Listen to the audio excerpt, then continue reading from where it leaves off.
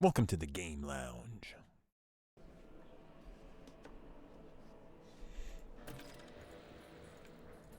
This is intriguing. Okay. Oh, hey, Boots. Breeze catcher. Oh,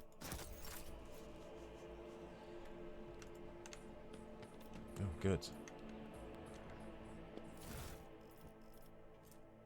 Shark. More goods.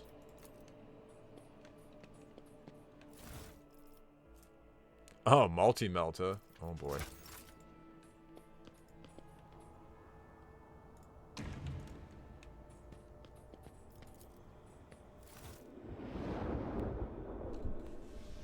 Something's gonna happen on this balcony, I know it. I can already see it.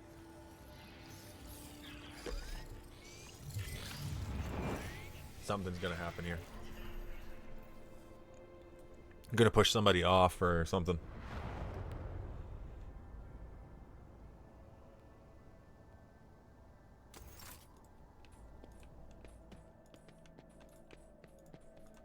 Alright.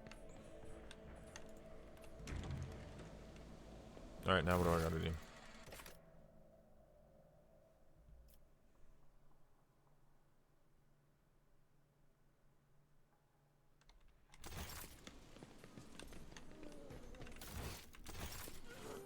Nope. One down.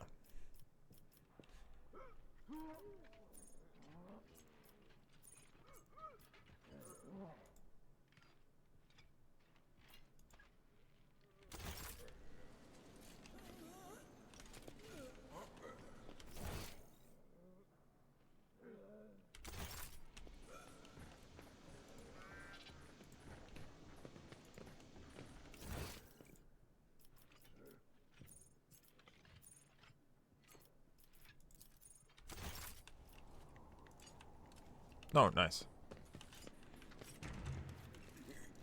No, open. What's the difference?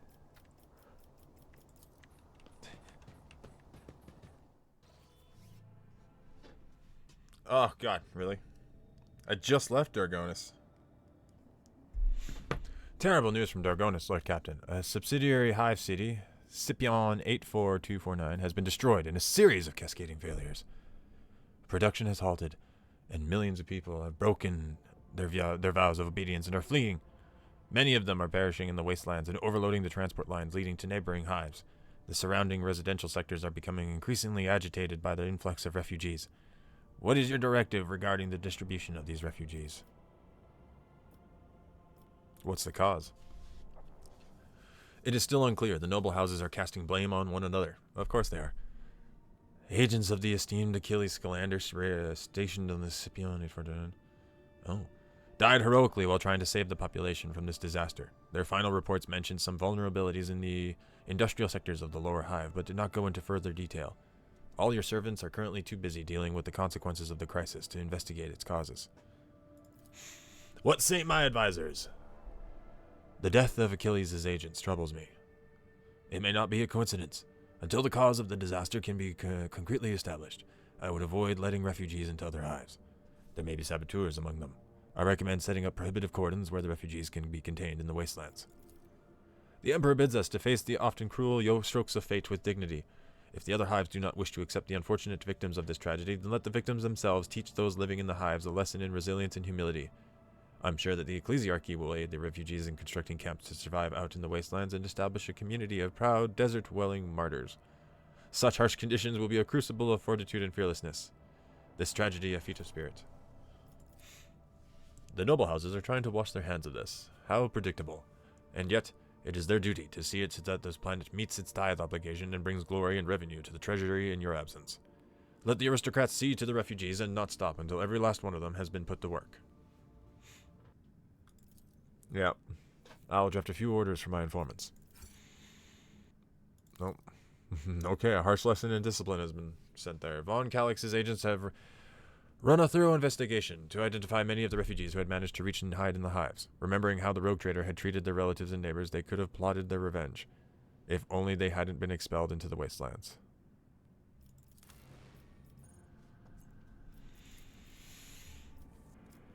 Palace Extasiums will be constructed on top of the ruins. Oh, okay. The aristocracy only for the nobility. Yeah.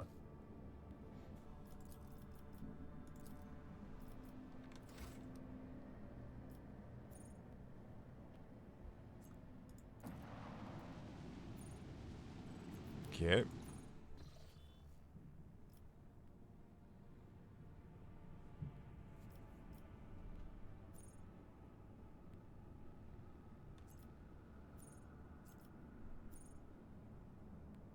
That's the prison world. But they really need Kiabagama.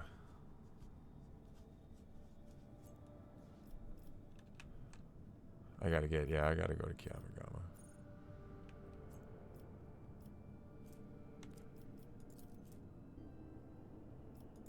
Travel there.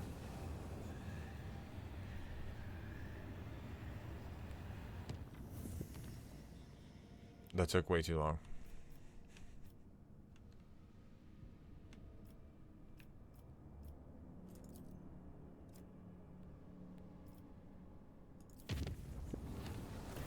Oh boy. Oh boy. Lord Captain, an urgent report from the vessel's shrine. A group of unknown assailants has invaded his temple and plundered the incorruptible relics of your ancestors, slaughtering devout worshippers as they went. The high factotum is among the casualties. Had Master Montag and Mistress Sauerbeck not arrived in time, fortunately Master Danrak survived, and remains conscious, albeit in great pain. He implores your lordship to come to the temple and hear his confession. And so it comes to pass. Cabilla's somber voice fills the broadcast. I performed a reading of his tarot after the morning watch siren, but the visions sent by the dying one were too indistinct. I saw rivers of blood flowing toward the bones of the dead, and a blurred figure, laughing, treading upon the ashes of the fallen. It is now clear. The undying one desires me to follow the figure's tracks. Thus my hunt begins. Alright. Okay, guess we're not going. We're gonna do this.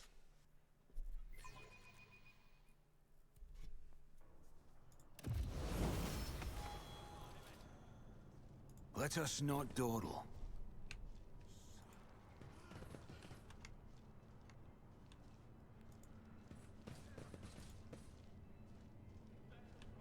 The great relic. Oh no. The Master-at-Arms is barking orders. Confessor Adalbert is murmuring a prayer, and the Infernus Master is circling the chapel with a keen eye as if watching for a threat. Cabela quickly sweeps her gaze over the destruction before focusing on the bloody footprints that stretch from the ruins of the reliquary. The high factotum's velvet coat is streaked with blood, and Janrus himself is deathly pale. Oh no. A Medicae officer is working on the black gunshot wound in his chest, and Janrus grunts faintly with every touch. He focuses his eyes on you with tremendous effort. Forgive me for not greeting you, Little Lordship, with a bow. I must tell you, Nemesite has stolen the relic. Great relic. How badly is he wounded? He's losing a lot of blood. The Medicae officer casts a worried look at you. I advise you to hurry. Master Danrak should be on the chirurgeon table as soon as possible. I am holding on, your lordship. Worry not. What matters now is that you recover the relic. The factotum groans as the Medicae officer pulls the blood-soaked bandages aside and shakes his head dolefully. Some miracle preserved Master Danrock's life long enough that he might address you. His fate now rests in the hands of the Emperor. May he show mercy to this selfless man. Did you see it, Einrich? I did not. I was on my way to offer a prayer when I heard gunfire and ran as fast as I could. When I got here, I saw Master Danrock, and I think the next thing I did was just to press his wounds and spout curses. Einrich looks at his bloodied hands in confusion. So much for being a heroic repairman. I wasn't much use, was I? How did they already get here? Sauerback mutters through clenched teeth. They had help. We have discovered the hidden corpses of several chapel attendants. The traitors took their clothes and led Nemesite and his accomplices straight past the patrols. Confessor Adalbert ruefully shakes his head. They were good people, pious people. They never slighted a serf in their lives. Why punish them? His face grows darker. I swear that these innocents will be avenged. May the Emperor be my witness. This wives' tale is blessing with amazed corporeality. Whoever the bastard in that red scarf was, he went by that name, and spoke very impertinently of your lordship. He dared to mock your generosity and sneeringly thanked you for the supplies you used to pacify the serfs of the Foundry Bay. The scoundrel boasted that his fighters had made good use of the gifts. Just another arrogant rebel wrapping himself in a crimson rag and wreaking havoc for the adoration of the commoners. Not this time. No one has ever dared to raid the upper decks before. Never in the ship's history has the fury of the rabble been so blind and fierce. Serfs in red headscarves burst into the chapel and started shooting.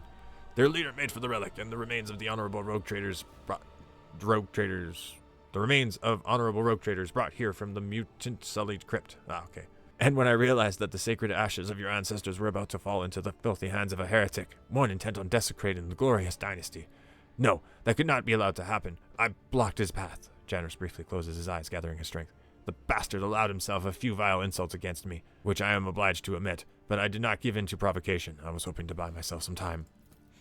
Then the so-called Nemesite started reviling the customs of the ship, berating its officers and enforcers, before insulting the very name of your lordship yourself. I threw my glove in his face and demanded a duel, but the honorless villain just shot me. He laughed at me, the depraved creature. A duel, you good sir. He winces either from a new burst of pain or from the memory of the humiliation he so recently endured. I duel you. Yeah, that's gotta suck. And then he committed sacrilege by stealing the relic and shattering the sarcophagus. Forgive me, your lordship, I have failed to preserve the sacred ashes of your ancestors. Were you even trying? I won't let you die here. Proud to serve the dynasty. Janus's thoughts are becoming muddled. The papers, your lordship, have the clerk double-check the freight bills. I did not have time to get the seals. My will is in the left-hand drawer. I will strangle him. May the Emperor protect you. The factotum's eyes roll back as his enormous frame gives a convulsive shudder. The Medicae officer snatches a syringe of stimulant and speaks decisively. Apologies, your lordship, but we are taking Master Danrock away. He is unable to tell you anything more at present, and every second of delay could cost him his life. Get him to the Chiargans! Heinrich watches the limp body of the factotum get carried away and chews grimly on the low stick that has appeared between his teeth. So, what do we have so far? Master Danrock is on his deathbed. All the attackers are either dead or have absconded along with the sacred relic. And the witnesses all agree on this one thing. Nemesite and his accomplices came out of nowhere and struck suddenly. Only the throne knows where we can find these bastards now. We will find them. We will turn this vessel inside out if we must. There is nowhere even to avoid Ratkin. There is no need. The Blood's Whisper will lead us to Nemesite. The Blood's Whisper? Yes and no. His tarot guided me here and told me of the evil that lurked in the shrine, but beyond that, the bloody path carelessly tread by the raiders will reveal the truth. With all due respect, Spinner, the enforcers have already questioned all the witnesses and compiled an extensive list of evidence, none of which tells us anything about how or where the troublemaker calling himself Nemesite might have escaped to. Tell us everything you know. Cabela sharply turns to face the crimson splashes on the floor and walls of the shrine. Her pupils dilate, threatening to drown her irises in darkness. Her expressions turn distant, her voice becoming low and strange. This blood is drawn in a pattern of retribution. No, the one who spelt it appeared later. They moved swiftly and furiously, numb to their own wounds. An enforcer who was drawn to the gunfire and witnessed the sacrilege, probably? As for this pattern, Cabela points to a barely visible chain of scarlet droplets. It was made in fury and desperation. The one who left it was wounded, but they did not flee. They fought back while they could, and then they retreated into the darkness. Cabela's eyes close and she falls silent. Then she exhales sharply and points a steel claw. Into the darkness of the maintenance tunnels, hidden within the walls of the shrine. We can send them. The technical corridors extend hundreds of meters in different directions. Nemesite and his men must be familiar with the tunnels and possess either a map or a guide. Without a clear trail, the enforcers risk getting lost and wasting valuable time, not to mention the fact that those narrow tunnels are perfect for an ambush. So we still have no idea. The tunnels only answer the question of how he left. Now death will tell us where he was heading. Oh? As if in trance, Cabela leans over a body and peers into its eyes. He stinks of smoke, the smoke of singed coveralls, vile low sticks, burnt sacred unguents, and charred meat. She slides a pale hand along the dead man's skin and snakes it under the sleeve of his coveralls, which she pushes back to reveal a fresh burn bandaged with a torn of scrap shirt. Her steel claws dig into the dead man's arm. Your wound holds the answer. You dressed it carefully, not inside the shrine. Before that, Something struck you, ripped the tissue apart, burned you, and turned your hand into a worthless lump. It was not fire, no. Drawing a ragged breath, Cabela opens her eyes. The fury of the conductive charge. It has marked you, heretic. I recognize your wound, for I myself have encountered it on those I take to the other side within the plasma drive chambers. We will follow his trail. No, Dominabre, you must stay. You are the one that Nemesite has challenged, and those we hunt know you by sight. You will frighten away the prey, and we will lose the trail until the next tragedy occurs. Cabela's unblinking gaze meets your own. So what do you suggest? I will go to the plasma tribe chambers alone. I will track down the false champion and all who serve him, and I will prepare the grounds for your own hunt. Ooh. Out of the question, an enforcer squad would certainly scare off the vermin. But I am not letting you go alone, servant of death. You and I will go to the chambers together, and together we will bring down all who have dared to insult the Lord Captain. I'm going too. I have a couple of good friends in the plasma drive chambers. The noisy kind, who know everything about everyone. Convincing them shouldn't be difficult, especially if I pull a few favors. It'll be the three of us then. What a company! God, that would be... Heinrich's grim laughter echoes inside the shrine. There is an awkward pause. Cabela takes a long look at the officers' faces before finally nodding her assent. So be it. But not like this. Much like your faces, your guises are too conspicuous. Cabela's right. The enforcers will procure regular work clothes for us. We will carry only inconspicuous weapons that we can hide easily in our tool bags. It will help us blend in with the crowd. Before I depart to hunt for Nemesite, I ask the Doman to bless me. I pledged never to leave your side, yet the hunt demands that I do just that. Grant me this permission by performing the ceremony of twinning. Cabela nods toward the altar. When your people have taken their leave, under the gaze of the Undying One, we will begin the rite. Alright. The rite of blessing for the sacred hunt. With it, the Doman casts their shadow over the path of carnage. Under your benediction, I will strike harder and tread more softly. Very well. With your permission, Lord Captain, the Infernus Master and I will take our leave now, and set out to prepare for the descent. We dare not intrude, your lordship. Alright. Sit down now, Dominabre, and listen.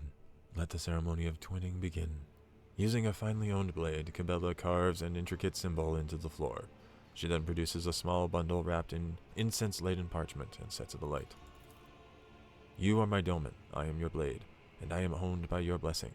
My arms are strong while your will is strong, and as long as the Undying One hears your prayers, my feet will go unheard. Her blade kisses her palm, and dark blood begins to trickle and spread over the bottom of the ritual cup that has just now appeared in her hands. With our blood, with our will, we shall spin a scarlet web, the symbol of the hunt. May it herald our prey's demise. Cabela puts the dagger into your hand, and you suddenly feel how heavy your eyelids have become. Your heartbeat slows inside your chest. Her words linger, then rush through your mind in a deluge. The heavy scent of incense envelops you and makes your head spin. Alright, do it. The pain gives way to a burning sensation as Cabela grasps your hand and squeezes it over the ritual cup. But this new discomfort is quickly replaced again, and this time by a dull numbness and the faint warmth of blood flowing from your open wound. The twinning is the blood oath I have made to my lord. Cabela dips her fingers in the spilt blood and traces a symbol, first on her own forehead and then on yours. It appears to resemble a blade that is cutting through an intricate knot. Anoint me with your blessing, Dominabre, and may the ceremony of twinning commence. Cabela's face blurs before your eyes. No matter how hard you try to focus and dispel the vision, in place of her face, you see a death mask, a broken skull with hollow eye sockets. May your loyalty be forever. I am your shield, your shadow, your weapon. Your enemies will find only vengeance in the close embrace of my blades. Cabela thinks for a moment. Your body cannot accompany us on this chase, Doman, but your spirit, there is nothing the spirit cannot do. The twinning is complete. You and I are now bound by the blood oath. Think of me while I hunt as I will think of you. Become a thought of flowing through my mind. If the Undying One is gracious to us, he will send you dreams, and in those dreams you will see me. If he is more gracious still, those dreams will be truthful. I trust you. You perceive a faint smile from beneath the death mask. Cabela hands you the cup and begins tracing her finger around the bottom while whispering a prayer. Watch now, Dominabre, what does thy seeing eye behold in the converging patterns of blood? You see shifting images in the blood, a spider crafting a fine web, blurred shadows that could resemble either a swarm of void rats or an enraged hound, crossed blades, a card of the Emperor's Tarot. But as soon as your gaze lingers on any of them, reality bleeds through the fluid shapes. Soon your spirit will be able to follow me. I will bid the servants to carry your body to your chambers, where you will not be disturbed. Wait in silence and safety. For me, the hunt has begun. Cabella's footsteps fade away, melting into the same impenetrable darkness in which your consciousness is extinguished. Hi. What's going on? What's going on?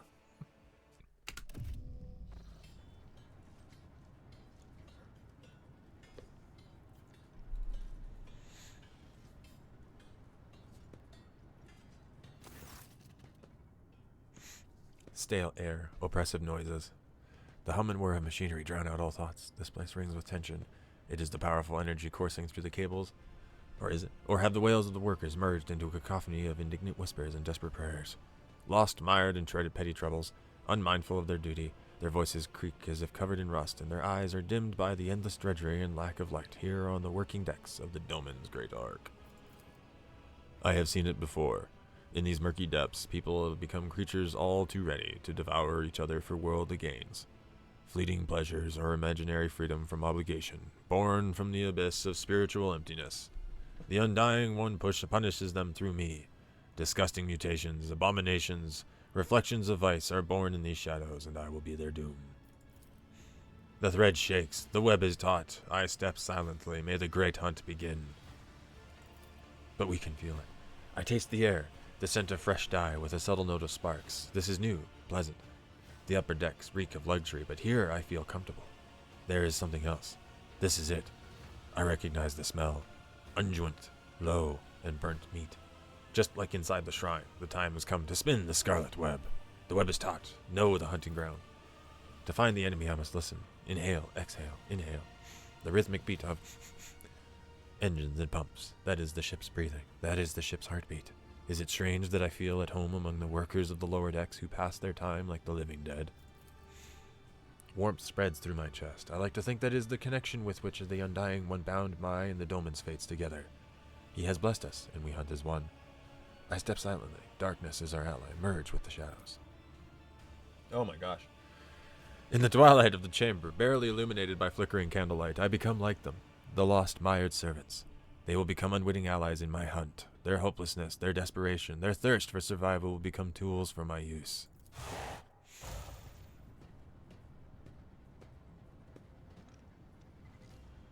Where is the second spinner? We were supposed to meet here. She's right here. You know that feeling when you're being stared at, but you can't tell who, by, or where from? I have that feeling right now. Two are coming, forward, toward me, familiar gaits. Those are the Doman's servants. I would not be surprised if the cultists set out on the trail of Nemesite alone. The spinners are arrogant. We are just another soul to them, a gift to offer death. Steel Mistress's voice is hard and cold. Like her will, I can see in her eyes that she dislikes me. She is wary, and so she should be, for we serve the Doman, not one another. Does this remind you of anyone at all, Jocasta? This man is enamored with fire. Even his words sound full of biting flames, and he himself enjoys playing with fire. Too much so. They bicker again. Their mutual animosity may disrupt the hunt. Examine them. To the lay people, the two are now scarcely distinguishable from the common serfs. In a world where status and privilege are defined by appearance, a single piece of rotten cloth is enough to lower your standing. We will become spectral hounds and follow the trail without drawing attention. I am here.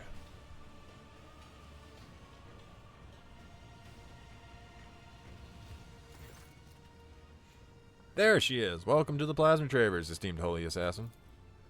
You can exchange pleasantries later. Lieutenant Gaudierda is on duty on this compartment. I have ordered her to gather information on all the workers who wear red scarves and who have recently left the bay. This is pointless. The red scarf is not proof of guilt. It is merely a symbol. It could be a trap. I need to find her. I will watch the enforcer and those who are watching her in turn. Your enforcer knows nothing about life in this compartment. I guarantee it. I have a better source of information. A good friend of mine who knows a lot about delicate matters. It should be easy to get him to talk. He's terrified of pain and death. Only the faithless fear death. I will not trust him. Let him trust me so that his trust may become a snare for my hunt. I cut them off with a gesture. Their methods of hunting are not mine, but I take the grain of truth from their words and weave it into my plan. We need to provoke them into making a move. In still a false sense. The enforcers who answer to Steel Mistress is the symbol of order and obedience in these chambers. She is standing in the way. When she disappears, my enemies will believe it's safe to strike, and that will be a costly mistake. I feel them lurking in the crowd. My enemies, they are cautious. I must find them and let them believe their luck. Then they will shed their masks, and I will track them down. Flaming Voice relies on a talker, one who keeps no secrets and fears pain. An unreliable vessel is bad for holding secrets, but good for spilling them. Through him I will whisper lies to the enemy. Such is my plan. They look at me in silence. They do not understand yet, but that matters little. I am on the hunt. Oh boy. Okay. We're going to save there.